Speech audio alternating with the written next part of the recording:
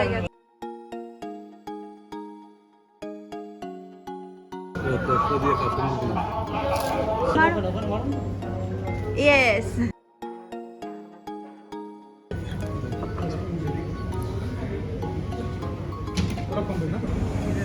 ভূতের রাজার গা ছমছম পরিবেশে আপনাকে স্বাগত।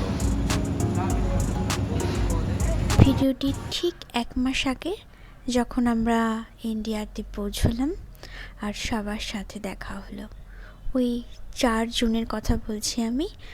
আর আজ আমি দারুসালামে বসে ভিডিওটি এডিট করছি এবং ভয়েস দিচ্ছি। কেমন না সময়, এই আছি এই নেই, এখন এখানে তো তখন সেখানে, সব কিছু কেমন যেন এলোমেলো। তো আমাদের এই প্ল্যানিংটা একদমই সাডেন গাড়িতে বসে বসে হয়েছিল যে আমরা হাতিবাগানে যে রেস্টুরেন্টটি আছে ভূতের রাজা দিল বর, সেখানে যাব। এর আগে আমরা সবাই ইমোশনাল হয়ে পড়েছিলাম, আমি, বাবা, দাদা, বৌদি, সবাই। আর আমাদের 2টো গাড়ি ছিল, একটাতে আমি, সোনা, আমান এবং বাবা, আর একটাতে দাদা, বৌদি এবং আদার্স। আর আমাদের যে গাড়িটি ছিল ওটাতে আমি আর বাবা পেছনের সিটে বসে সারাটা রাস্তা কাটতে কাটতে এসেছি। তো সোনার সাডেন প্ল্যানিং ছিল যে চলো ওখানে যাই, তোমাদের সবার এবং আমাদের মনটা বেশ ভালো হবে। আর অনেকটা রাতও হয়ে উঠেছে, প্রায় 10টা বাজছে। তো চলো কিছু তো খেতে হবে, তো নতুন একটা এক্সপিরিয়েন্সও হবে। ভূতের রাজা দিল বরে যাই, বাবারও ভালো লাগবে পুরোনো দিনের একটা মুভির সাথে রিলেট করে। এই এত সুন্দর একটা রেস্টুরেন্ট যেখানে 2 রাজারই 2টো রেস্টুরেন্ট আছে, মানে একই জায়গায় 2টো রুম আছে অ্যাজ এ রেস্টুরেন্ট।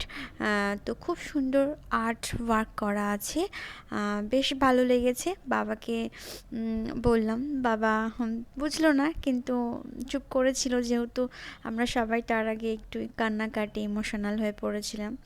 তো সাডেন প্ল্যানিংয়ে আমরা পৌঁছলাম ভূতের রাজা দিল বরে। অনেক দিনেরই ইচ্ছে ছিল, কিন্তু যে সেদিনই যাব সেটা বুঝতে পারিনি।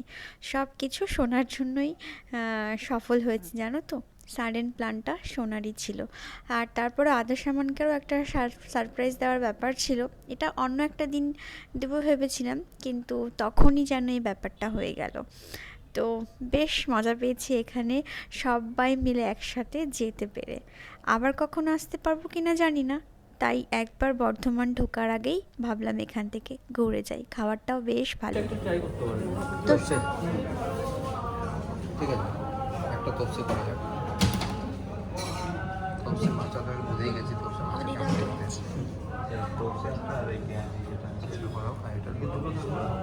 এবার বলি আমাদের এই ভূতের রাজা দিল বরে রেস্টুরেন্টে যাওয়ার এক্সপিরিয়েন্সটা।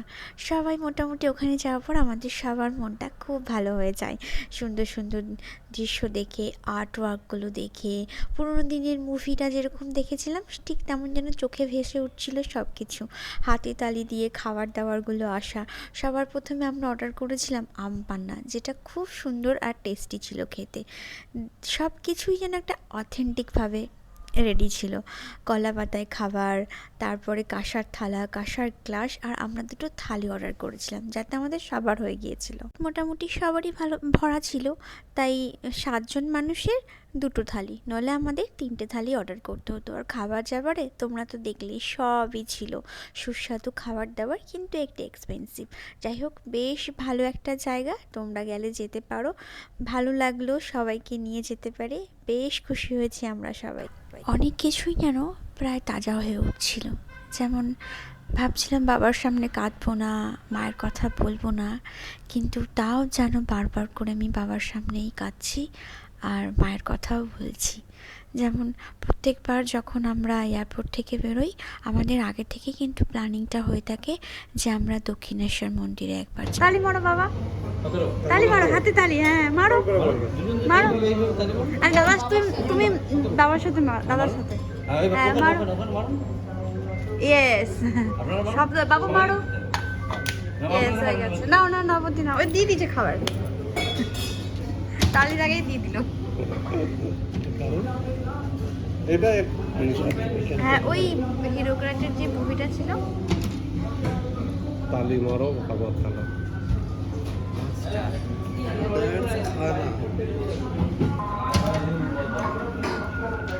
এই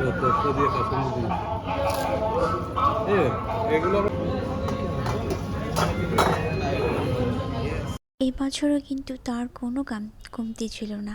আমরা বেরিয়ে আবার ঠিক প্ল্যানিং মতন দক্ষিণেশ্বর মন্দিরে গেলাম। আর সেই মন্দিরের গঙ্গার পাড়ে গিয়ে মাকে মনে পড়ছিল। 2023-এ যখন আসি, মা আমাদের মিষ্টির প্যাকেট, স্ন্যাক্সের প্যাকেট খুলে খুলে দিচ্ছিল আর বলছিল এটা খা, ওটা খা, এত দূর থেকে এসেছিস, খিদে পেয়ে গেছে, সমরকে দে, ভাইদেরকে দে, জল খা, জল নে, বারবার করে। আমি বিরক্ত হচ্ছিলাম, কেন এখন খেতে দিচ্ছ, বাড়ি গিয়ে খাবো। আর এবছর সত্যি মাকে অনেক মনে পড়ছিল ওই ঘাটটাতে গিয়ে। মনে হচ্ছিল মা কুলে কুলে সব খাওয়াচ্ছিল, সেই সময় খেতে চাইনি। আর আজ খাওয়ানোর মতন সেই মানুষটি নেই।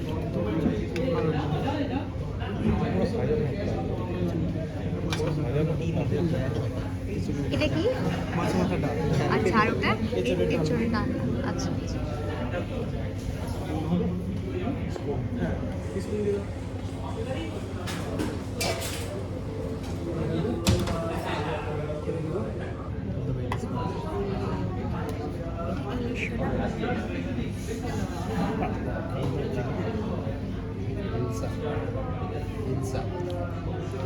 মধ্যে নাকি?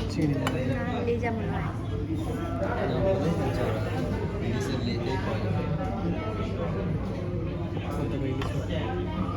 আর কিছু আছে?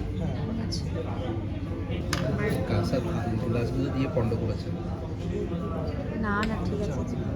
চাটনি দিয়েছে, দেখেছো?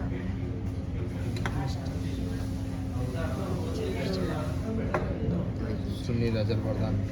সুনীল রাজার বরদান এসছে, দেখতে পাচ্ছ?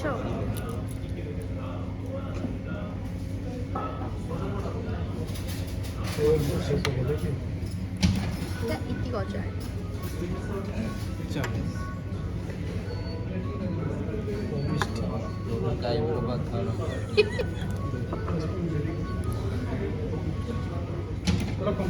হয়ে গেছে। ওকে।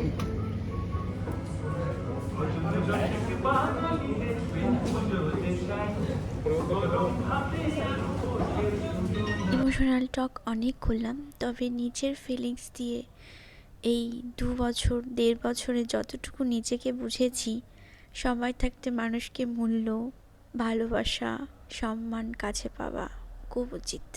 মানুষ চলে গেলে আর ফিরে আসে না, তার স্মৃতি নিয়েই বেঁচে থাকতে হয়। যাকে ভালোবাসো তাকে আগলে রাখো।